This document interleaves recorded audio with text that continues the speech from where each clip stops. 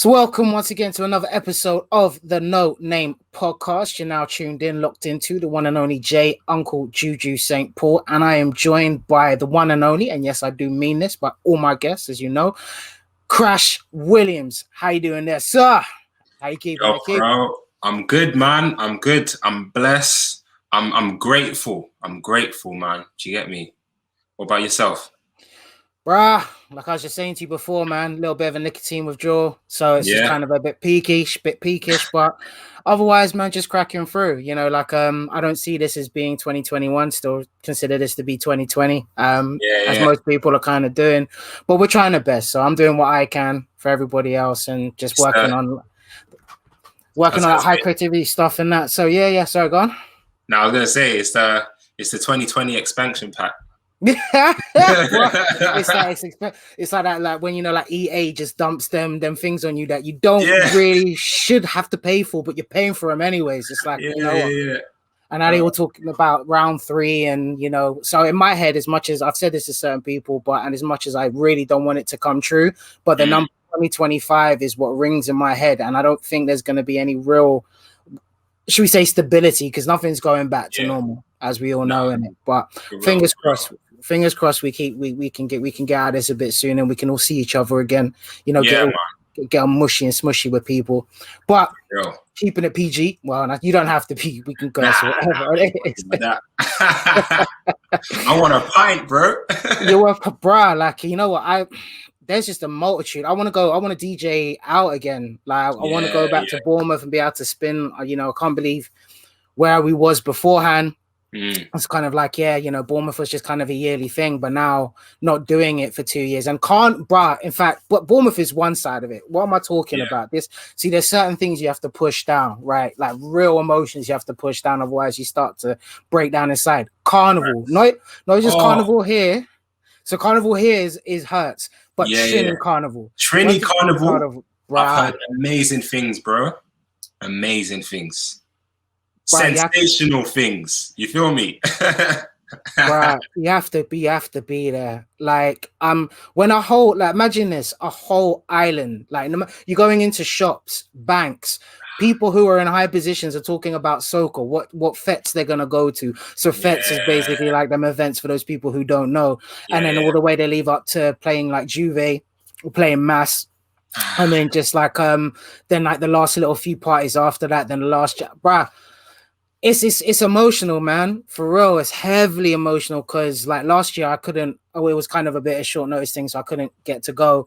And that was just funny enough, just as my cousin came back, that's when the whole lockdown thing came into play. So obviously I'm trying not to get too caught in emotions, but now it's just like I'm jonesing. I'm not gonna lie to you, bro. It's like worst thing is I actually put it as worse than crack. So anyone who is on their soca and proper Carnival Juve, we call it thing, they'll know exactly what we mean. So but you know what, Bright, like I said, like I try to stay in that bubble. Try to be in that bubble. Try to stay in a hyperbolic time chamber. Yes, for real. I feel you on that, man. Keep the gravity up to 100. But so getting into a bit about yourself. So for people who don't know, me and Krash have got a little bit of a history together. So I met him whilst I was DJing, and he was presenting on the one and only West Side 89.6 FM local Hanwell Ealing radio for that whole West Side vibes. Crazy days, man. And little did I know that you were also the advert that we used, one of the main voices behind promoting all of the stuff on West Side and things there. Yeah, man, the voice of the West Side. You really, right, real talk you were. Like, it was to a point where I was just like, I swear I know this brother. And I was like, that's Krash. Oh yeah, that's Krash. And I remember that one time that we got into a little bit of bother because we had to do a swappy as well, but it all worked out in the end. So shout out to Gus and Sonny and the click out there as well, 100. And then, I mean, about yourself, you're not just like a rapper. You've also done quite a lot. You're an all-around creative, I think, is the best way to describe you. You've done like editing for some big TV shows. Not sure if you're happy to name them, but I know that you've definitely worked with them. Like, so who have you edited for? Run them out, run it through. EastEnders. Well, that's like music-wise. Let's kind of keep it on that. Let's say 4 Music, Box, Kerrang, That sort of umbrella. In terms of artists wise, I've done stuff for Georgia Smith, Parsaloo, H, Mahalia, Young T, Bugsy. Like, yeah, man, loads of sick artists that everyone like knows and, you know, a lot of people love. Well, okay. Well, so just tapping onto that as well. Just for obviously our viewers and for people who don't get to know you. So, how did where did your whole passion for that come from? You know. Well, do you know what? Yeah, I think it from when I was young. When I like kind of saw music videos, I think that's kind of where it initially came from. You know, I was seeing people like Busta Rhymes, Jamiroquai, Missy Elliott, and these videos, yeah, they just like, you know, obviously there's loads of camera tricks and loads of things that I've obviously grown up and fully understand how they've done certain things now. But at the time I was like, yo, this is just an extension of comics for me. This is like some magical stuff. But at the same time, I'm vibes into it. It's not something I'm reading. This is something that is there. And then when I started like writing lyrics for myself, it was that whole aspect of, you know, how do I elevate? How do I kind of get what is out of my mind, what is in my mind out of it? You know what I mean? How do I kind of articulate that? And obviously then you figure out things like budgets and you figure out all these things that basically, if you want things to look good, you want things to look, you know, amazing, then you got to have the piece for that. And I never had the piece for that. And then also there's a thing of, you know, just people kind of, you know, being like putting you under their wing sort of thing. And, you know, I've always had people around me, like mentors or like elders, like from ends or whatever, and they've done their thing here and there. But, you know, I never trapped. So, you know, man was basically, you know, on that, you know, pocket money thing. You know, occasionally you might do a little thing here and there, like outside school. But really, I was fascinated by the process. And then I got to that place where I figured out how to do it, even on a budget. And now I even say to myself now, even though I do have, you know, more money or enough money to do certain things, and things have gotten cheaper just in the industry in general, I know, like, to a certain extent, I never let a budget, you know, limit my creativity. You get me? There are men who have big budgets and they do the same dead video, yeah? And then there are men who have the small budget and they do something amazing. So yeah, that's me, man. Wow. That's hard still, man. So in the case here, so you mentioned in a sense, so was it your love for the editing side of things before the music, the actual writing came, or was it the writing and your love for your passion of music started first, and then it was how you decided to present that with people? So okay, the chicken or egg, right? Nah, it's gotta be the music first. It's gotta be the music first, because it's that vibration. Do you know what I mean? Like, not to sound too hippie-ish, but yeah, it's that vibration and it's that pace. You know, everything you do is a lot easier with music. So yeah, the visuals just enhance things. You know, if you've got a sick visual, then that's great. If you don't, then the music can still be great. So yeah, it's definitely music first. Okay, that's dope. Because also being an independent artist as well, which is in itself like kind of taps into your single which you dropped last year as well in June, during the whole you know, pandemic or whatever you guys want to call it, the vid, we'll call it for the sake of it. That thing that happened, or him downstairs, in the great words of Bernie Mac. But so what's that experience been like as being an independent artist and doing it your own way, making it your own thing? Yeah, bro, like honestly, I think before, so obviously we're kind of near enough the anniversary of lockdown in the UK. And before this time last year, I was having like a really good momentum. So, you know, obviously we got in my day job, I'm creative as well. So in my, there's the music industry side of things that I do in my day job anyway. So that's great. But then doing stuff for myself as an independent artist is something completely different. And I said, right, each week I was going studio, shouts out to my producer, Low Dog. He's like my main producer anyway. I would go to his studio and we'd record once a week. And then that would mean that I'd have to make sure that, my bars are ready, the songs are ready. What are we doing? I had like a plan, and it was like, I don't know, 10 to 15 weeks or whatever. And then after that, we'd do mixing and do all of this and basically have a project. And I thought, yeah, this is sick. But then I think it was maybe like 4 or 5 weeks into that, lockdown happened, and it just spun me. Because I thought, I don't know, like a lot of creatives, I thought, oh yeah, I'm gonna be able to thrive in this time. What, working from home? Yeah. Oh, what? I've got my studio here. I've got like my little home studio. I can do this. I can do that. And no, bro, like I just got spun, and I was like, yo, there was so much going on in my head.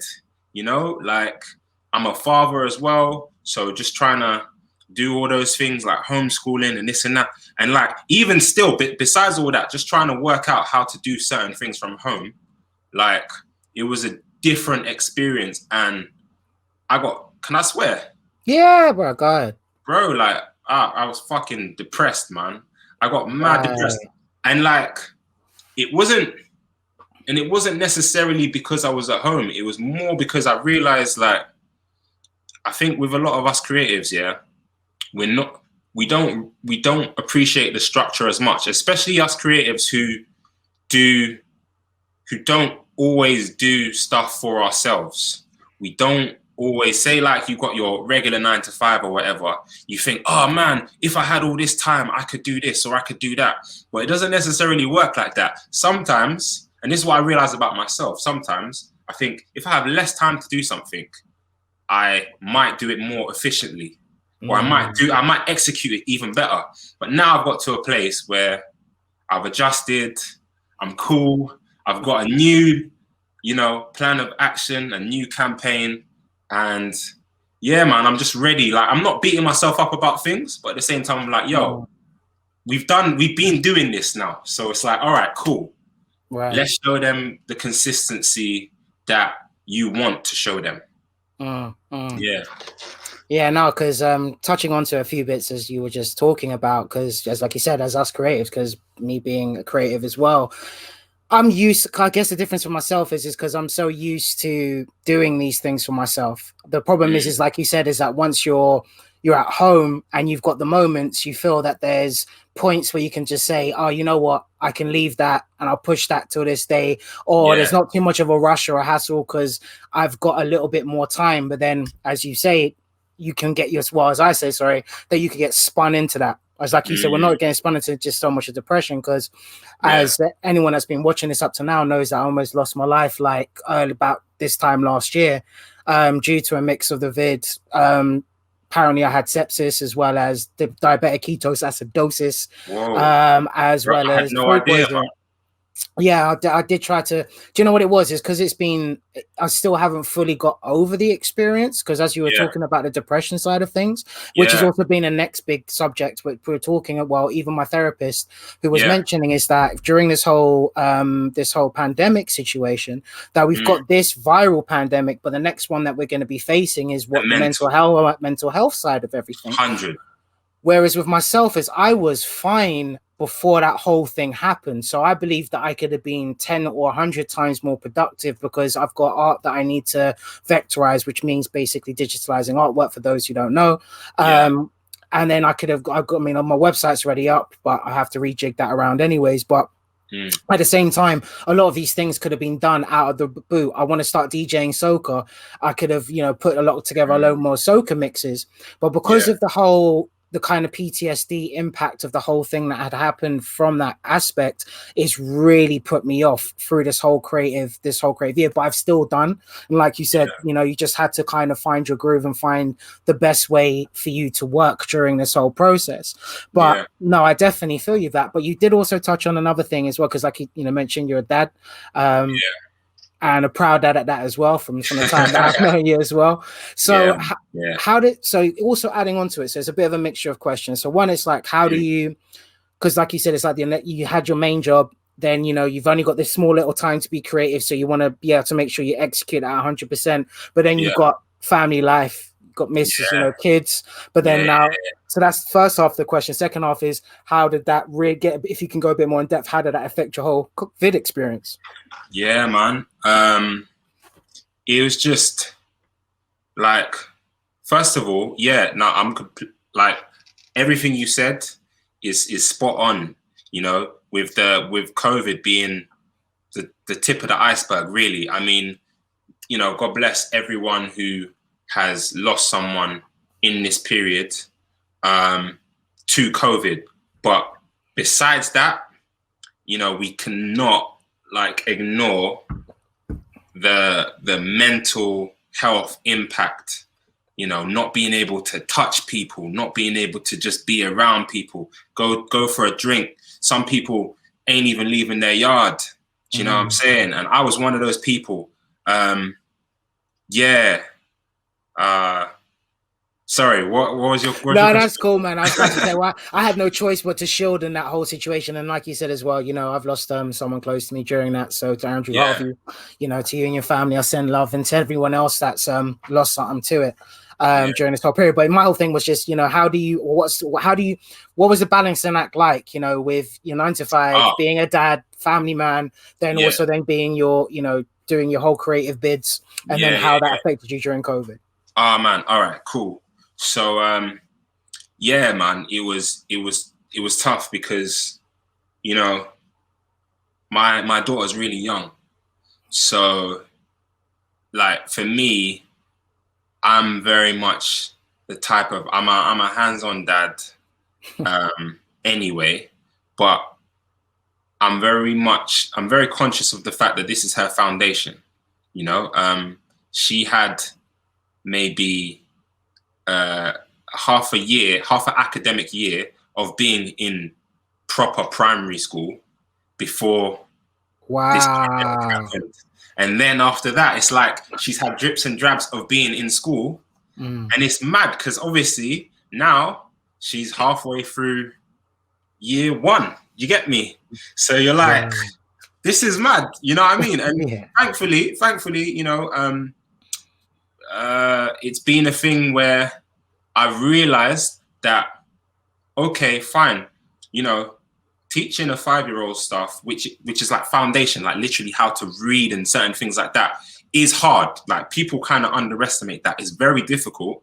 But at the same time, I realized that I was giving her stuff that maybe I would have given to her, but in smaller doses, because I'd be like coming home from work and it would be like a little bit later. So things like, teaching her how to like life skills, you know what I mean? Like cooking, she can do a few prep things here and there. You get me?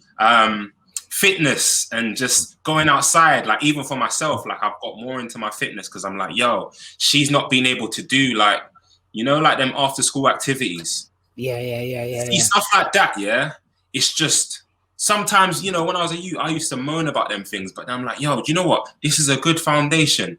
I'm socially working with people.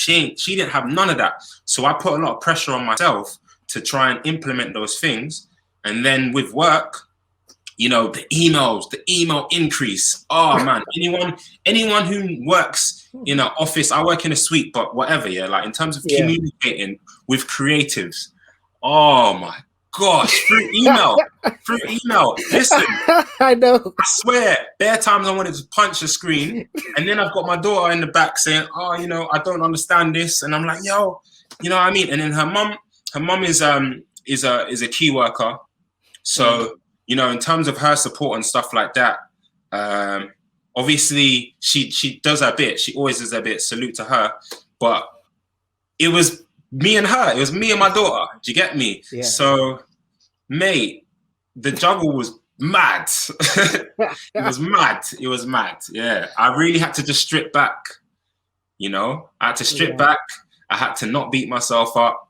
As soon as it got to a certain place where I think things was opening up again. The weather was looking nice. I was hollering at my brethren, man. I was hollering at a few people here and there. But then even then, certain people weren't comfortable with going out. And I feel them because, you know what I mean? At the end of the day, I feel the person who says, you know what, I need to get out for my mental health. And I also feel the person who says, I can't see you right now because, you know, someone around me might be affected. Like, there's two sides. So I had to, but at the same time, that affects you. You know, when you're like, yo, you wanna go for a drink? I ain't seen you in time. Nah, I can't really do it, you know. It can't, you're like, all right, I feel you. It hurts, innit? That little piece of wind and that little drop in your heart just doof, just leaves your soul, man. Just like literally gone kind of business. Exactly. So the way you're painting a picture is definitely sounding like, especially during that, no wonder your music or how you were feeling towards that whole creative side of things kind of took a back burner because you're having to teach on one hand, then you still got your main job on the others. Then, like you said, we had the little summer briefness before things went straight back down into a class spot. So how did you get back onto track in order for us to talk about, you know, that badders that you sent me yesterday? Yeah. I got a shout out to the homie of my last single and my main producer who mixed it. So Low Dog mixed Struggle Rapper and Yashlin produced it. And you know what? I was off social media for the longest time in my adult life over last year. So I think I was gone for like 2 months or something like that. Like I literally deleted the app. And I did it on purpose because everyone was talking about, even meme pages were talking about COVID. And like you said, I wasn't physically affected by it. I hadn't directly lost anyone at that point from COVID, but it was just getting too much because COVID was affecting my life. Like it was affecting other things around my life indirectly or directly, however you want. So I was getting pissed off, but it's not anyone's fault. I was just getting pissed off at the whole thing. So I was like, nah, I can't do this. I'm not releasing no music. Shut the thing down. And then I think it was Low Dog and Yasha, and they were like, yo, you know, Struggle Rapper, do you know what? I think that will really resonate with people right now. And I said, yeah, I hear you. Because it was always going to be my next single. But because I shot the video before it, I finished the video just before lockdown. And I was thinking, yeah. And I had my whole campaign. So it was part of my campaign. But I was just like, nah, I want to perform it. I want to be able to do X, Y, and Z with it. I'm a live artist, get me? All these digital things and stuff like that is cool. But you look at my numbers, and that's not any reflection of how I get down when it comes to performing. Like I get busy. Like certain artists don't even know what they're doing when it comes to the stage thing, but I'm very confident in that. But it got pulled away from me. But these men were like, no, do you know what? Get your mind right. But I really think if you did drop this now, there will be people who will resonate with it more. They don't even need to be rappers. They just need to, like, if they're creative in any way, they'll probably really get this, even if they're a 9-to-5er, because, you know, I talk just genuine stuff. And sure enough, a few months down the line, I did. Yeah. And it picked me up, man.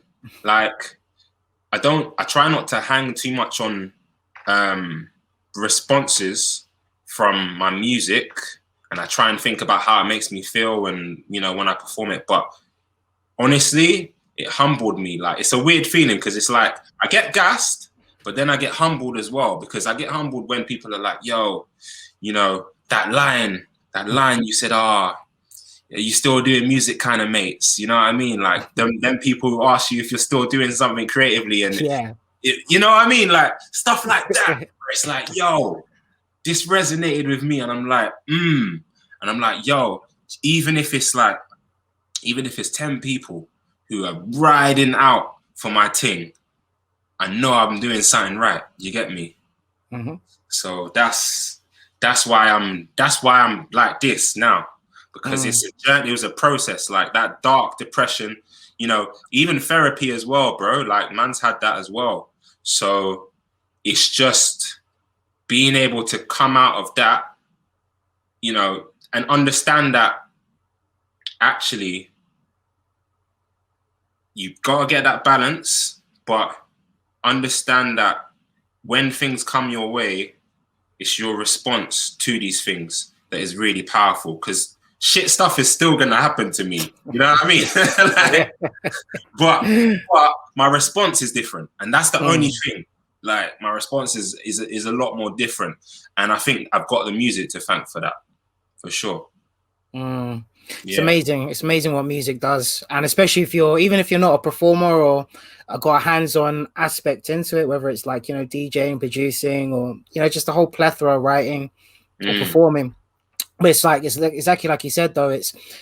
That's why I felt that the record, when you did drop it, it had a massive sense of meaning behind it, because the fact is things have now completely been flipped on its head. I believe we spoke about it on a live stream. I think it was with Lean, and we was touching on the fact, and like I think I put across on the IG live, of saying that we need to, in order especially for artists and independent artists, they need to have a way to be able to perform their things digitally or within a safe environment whilst we're going through what it is, so that they don't suffer. Because I think it was there was that whole message that was sent that, you know, independent artists who aren't making money should look into getting like re-educated and being found a job. It was a whole big thing, but I know some of it was taken out of context, but there was obviously a good message behind it. And it's just amazing, like, how sometimes just hearing that one song or a string of songs, or even putting together a playlist, can literally just change your whole perspective on everything. And now things are definitely, this has kind of pushed the market a lot more closer to where it was going to end up anyways. But I think it was just kind of like, with no pun intended, a crash bang in a wallet, you know, legitimately. And now here we are. Because like you said, I was wondering, is like, oh, wow, like, where's your Crash on the Couch? You know, I know you were working with your Crash X Elements, which is also, you know, your project that you was working on as well. So there was a whole body of things. And then also obviously me sending you the interview whilst I was getting into, you know, getting my writing skills up during that whole period. Now officially a journalist. Who knew that was going to happen? So I'll take it. Safe for having me. But yeah, no. So yeah, it just sounds like, I mean, obviously we can only do this in small sound bites. We'd love to have a larger conversation around it, because I think it is essential, because it's like people like ourselves or yourself who are willing to actually have these open conversations. Because there's also been that whole side, as like you were saying, with mental health. There's the whole thing about how men now express themselves, because now there's this whole big debate, you know, is it okay for men to, you know, to let loose their emotions, or is, you know, the general fact of what a man's supposed to be. Now we're all forced more online, the way that we've perceived and the way we're seeing things, and council culture as a whole bunch of stuff that we all need to kind of work out. You know, a lot has happened in that space of time. So with that being said, though, so we've told us about the struggle rapper. Now we've got them other rappers, though. I promise my next single won't have a rapper in it. I promise. Right. No, you know, you might as well go for the Holy Trinity at this point. You might as well just play on it at this point, and just call it, instead of the one, call it the rapper. Yeah. Or the rapper, or the wrap up, or whatever. I don't know. You play with it. You're the artist. For real, man. Get me, man's vegan. I could just do a vegan rapper, or I don't know, whatever, man. Yeah, that would actually be a dope cover, though. Still, for real, man. Like, it could. Vegan rap. So break that one down for me, because I listened to it yesterday. They had it on repeat for at least a good 30 minutes, just to make sure I could soak it all up. And that, obviously, if it was because you sent me the direct MP3. If it was on Spotify, then I'll help got your numbers up. But when it is, let me know, and I'll spin it. And also, I'm going to spin it on the IAmHipHop IAmHipHop segment of the Loud Bass One show, basically. So I'm definitely going to put you in rotation for that as well. Don't forget to send them other tracks, homie. Yes, 100%. So this one, you actually worked with another one of the Donnies who worked with us closely, Mr. DJ D-Zine, in the building. Well, no, you're not in the building, but you know what I'm saying, the spirit. Bruh, so break this down. Is this the triumphant return of Krash? Is this what we're going to see? We got a new project, we got new EP, LP. Talk to me, man. First of all, shouts out to the shiny-headed party host that is DJ D-Zine, yeah. Nah, he's a real one. Do you know what I mean? Like with him, it's like I've always had respect for DJ D-Zine, you know, through Westside. So for those who don't know, like that's where I met DJ D-Zine. And yeah, man, just in terms of someone who is supportive, he's been that person. You know what I mean? Like, we might drop a comment on this, or we might share this and that. And yeah, and then he's just sick of what he does. Yep. Like, he's a beast of a DJ, yeah? Yep. And then when I found out that he produced, I was like, yo, this is sick, because, you know, if I really rock with someone who happens to be a creative as well, I won't force a collaboration, but at some point it's in the back of my mind. I'm like, how can we work on something together? How can we, you know, do something?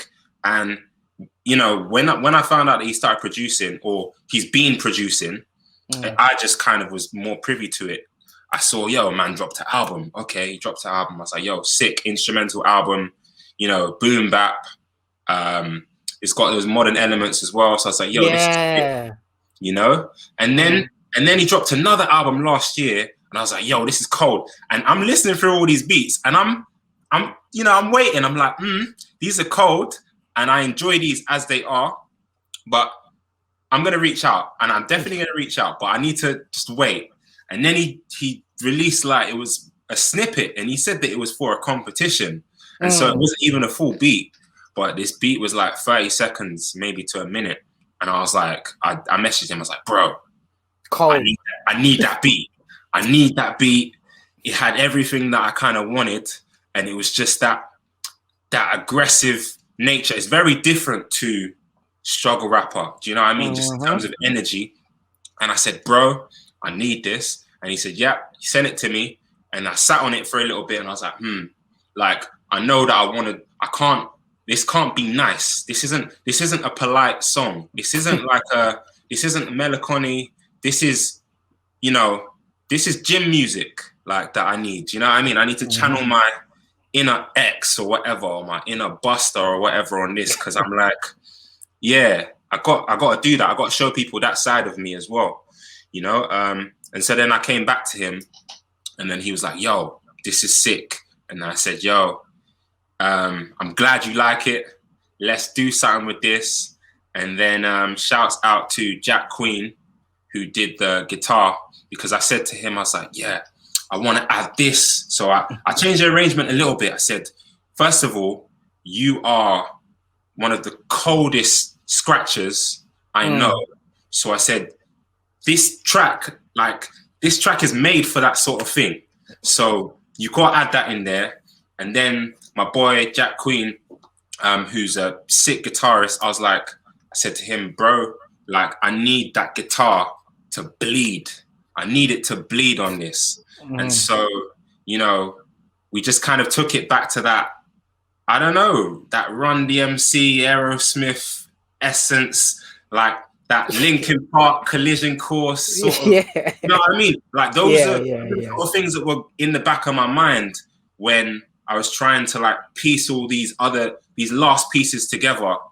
And bro, I'm so happy with it, man. I'm so happy with it. I'll definitely be working with D-Zine again, but it might not be in the same sonic sort of sound. I don't care, bro. Like, the fact is, I know both of you done these personally, so I'm just encouraged to just see, hear, and feel and be a part of this circle, man. Like, for real, it's a wicked, like, the beat's crazy. As soon as I heard that beat, I was like, yeah, okay, this is, as you said in it, like, I'll send it to you and see what you feel, because I know you and your tastes and that. And I was like, yeah, no, this rocks, and it rocks hard. I'm not, like, once again, no pun intended, because the last little segment is what kind of catches you off as well, because it's that little break at the end. Then obviously, like you said, with the scratching, it was just like that kind of, was like, yeah, you know what, this is my kind of cut with things. But I was gonna ask, so how did the concept come together, as in the lyrics, and what was it like blessing the mic again? You know, warming up them vocals. Oh man, it was great, man. It was great. Like, see this one right here, I'm like, I can't wait to perform it, you know? Like when he sent me the beat, like I'm very much the type of person where, and me and D-Zine had a conversation about this. This is after I wrote this, but he said, you know what I really liked about what you did was you can tell that you wrote the record with this beat, because I've never been that sort of artist where I'll just put bars that maybe I might have done on something else onto another beat. Like I like to, if I can basically write fresh with that beat in mind. If it ain't working, innit? And we'll keep it moving. But it was refreshing, and at the same time, it was like, it's the other side to it. Do you know what I mean? It's that thing of people might listen to struggle rapper and feel that relatability, but I feel like at the same time, you have to draw a line in the sand. And that's what I feel this song does. It draws a line in the sand. I said to myself, you know, there's a lot of fuckery that goes on in the industry, and I feel there's not that much balance, especially in the UK. In the US, there's a lot more balance, but in the UK, in terms of what is popular, the balance is whack. You know what I'm saying? And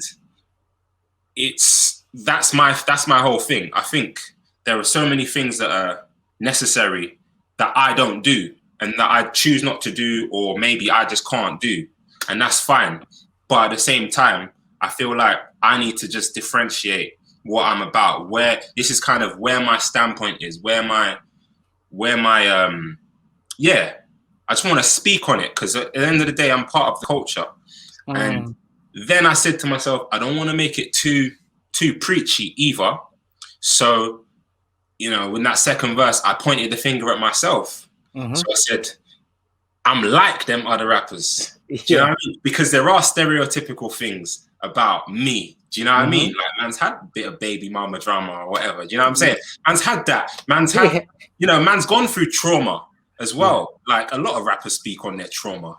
And the Karens calling you. Yeah. Wow. Yeah. Bro. Yeah. I love that line. I love that line. The Karens like calling me whilst I'm taking a jog in the park. I was like, bruh. Like, so even though you're still saying you wanted to draw a line in the sand, that relatability was there. Sorry to cut. I just had to touch on that.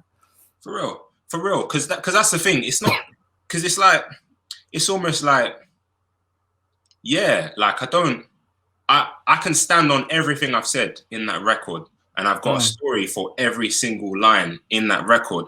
And, you know, I'm even like, I know, like at the beginning, I'm like, yo, I taught a couple of trappers how to rhyme. That's true. Do you know what I mean? Like, that's something that I really did. Like, man was doing music workshops in prisons, and that's where that line comes from. You know, shouts out to some of them, man. And I feel like, it's just, there's this whole juxtaposition of things where you've got certain men who feel like they need to speak on the roads, like in terms of this false persona. And then there's this other side of things where you've got men who are just forcing wokeness. Do you know what I mean? So neither one really works. Like, just do you, like, and this is the thing with this whole council culture as well. Like, you mentioned it earlier, and I feel people have their right to change. Do you know what I mean? Have their right to grow, but it's got to be from a real place. It can't just be, oh, do you know what? That's making money over there, so I'm gonna move over there. And that's what it is with this, with the rap. With rap in particular, I can't get down with that. It's like, nah, if you're about this, in terms of your lyrical content, not sonically, but your lyrical content, let's not move over there and try and do a thing if it's gonna be damaging. Yeah. Let's you know, there's a fine line with that. So yeah, no, man. Like, you touched on some real truths there as well. Like, I mean, in the sense of the the forcing wokeness, because there's a whole big thing that's going on with the 3-letter acronym that we all know and love and trust, but like my cousin says, you know, I wake up black every day kind of thing. So Yeah. you know, there's also that other side to it. And also, you know, we've been cancelled, even just hip hop. Let me just talking about us and our shades and our tones, but even just hip hop in general. I mean, we've been cancelled left, right, and center, being blamed for a whole bunch of other things aside to it. But now, obviously, it's become popular culture. Even though, like you said, like, you know, one half you want to be talking what the street life is about, and not even necessarily being a part of it, but you know, just because this is what you've seen. Once again, we know that there's, depending on what the network is. Yeah, you could have a couple of Donnies that said, "Yeah, I give you permission to talk about my life," but once again, we just let's look at the 6ix9ine situation. You got to be careful how you deal with that. Then you've got the whole, and like you said, the whole woke situation, which for us, so far as I knew what being woke was just becoming a bit more, opening your eyes more into the sense of what information was being told and taught to us, and actually doing a bit more of your own research and finding out a little bit more of your history and where we've ended up to today. And now, as you said, it's become a big fad. But you touched on also another thing, which a lot of people just can't do. So I'm talking to you, bare people in internet land and podcast land, is like what you said, you know, do you? But how many people honestly do know themselves? And COVID has really shown that to people. That's why a lot of people struggled through this. Only thing I struggled with was the trauma that I went through from the experience that happened to me, because I was doing my best to look after myself in every way possible. For it to happen like that, that's what put me off. That's what my things, you know, the tables turn. But the reality is I'm always able to work in my space, in my zone. I always ask myself questions, or this is why it's easy for me to have conversations and be the person that I am. So for me, I'm kind of comfortable with who I am and who is in myself, and finding out what I like and what I don't like, and not backing away from it. Same way, like with from yourself, or like a lot of people that I know and I resonate with, everyone's got their own opinions. Everyone knows where they stand with certain things. People know where they can have discussions and conversations. But a lot of people don't have that ability to do that. And I think that's why a lot of people started getting bored and not knowing what to do and how to find themselves, or they get dug into these places where, you know, these dark holes are not taking away from your experience. But once again, like for a creative that's so used to an intense lifestyle and trying to fit things in, and now we've taken out a big chunk of your regularity, your regular scheduled program, you could say. Now that's gone. Now you're left with, oh wow, what do I do? Or once you have completed something, where am I left with? So completely banana times, man. But you still, once you delivered, like, and then like you said, you know, you have to draw a line in the sand, but and people's relatable or relatable to the struggle rapper, sorry, get my words out. But then you've still done the same thing with them other rappers, because when I saw the cover of it, I was like, oh, okay, yeah, my man's just gonna come with that usual, like, you know, not usual, but it's like, yeah, he's gonna go in on him. He's gonna go in on him. But But that's where the surprise is, like, you know, when you open it up and you find there's an exclusive comic in the back, you never knew that it was in there, kind of thing, rather than because it's the cover that you use. It's like, oh man, it's a collector's edition. And then you find, it's like, when I listened to it, I was like, oh right, he's actually showing what that kind of your comparison compared to what's going on, but also just touching on that kind of whole subject. So it almost feels like you are a part of this circle, but you're just saying, yeah, that's them brothers over there, that's them brothers over there, that's them sisters over there, that's those people over there. So and then back to that kind of boom bappy modern, with the modern kind of sounds or instruments, you could kind of say, and then that little nice little breakout at the end, which kind of gives it that, how should I say it, that cross-genre appeal, where, like he was mentioning, and those types, where someone of certain dignity or type might not feel too bad about it. It's like, oh yes, I don't mind a little guitar at the end. I don't mind a little rock out at the end. It reminds me of that day. No, do you know what? Yeah, like a lot of my stuff, like especially certain things that I haven't brought out yet, is definitely got those elements to it, and I've got to give it to, you know, like Linkin Park is one of my favorite bands, isn't it? Shout out to Chester, I know. Obviously, they're more rock than rap, like, and I think that maybe Mike Shinoda is probably the person who probably made me listen a bit more. Chester, obviously, like, rest in peace, like, sick singer, But the fact that they kind of had those little drops of rap as a youth, I'm like, okay, all right. Yeah. and then when I heard Collision Course, Over. Bro, yeah. Same. Yeah. So that kind of, I think that opened up a whole new world to me. But I feel you though, it does definitely have that kind of that crossover. That little twist at the end. It's like, because when you said it to me, when you're saying, yeah, look, this is what it is, and I was just like, right, okay, well, and I was expecting to hear it through the whole thing, and I was like, okay, well, where is it? And then just suddenly it's just like boom. I was just like, all right, okay, Donny, nice, and you let it breathe as well. So I was like, okay, cool. It was a beautiful way to end it. So wait, absolutely amazing track, the Mother Rappers. So what can we expect from Krash now going forward? And when is it all going to be available? Are we gonna see a little video with what we can do at the moment? So what's going on? Tell us, man. Let us know. Let's know. All right, man. I'm gonna give you that exclusive because this is the first interview for this campaign that I've done. So first of all, thank you. And thank you. Yeah. I'm so glad that you like the track, first and foremost. But yeah, in my head, there is a visual. So I feel like it needs to happen, and it can happen because once again, I'm a visual guy. I have everything I need at home. I'll give you a little idea of how it's going to go down. So there will be an aspect of the artwork in the video.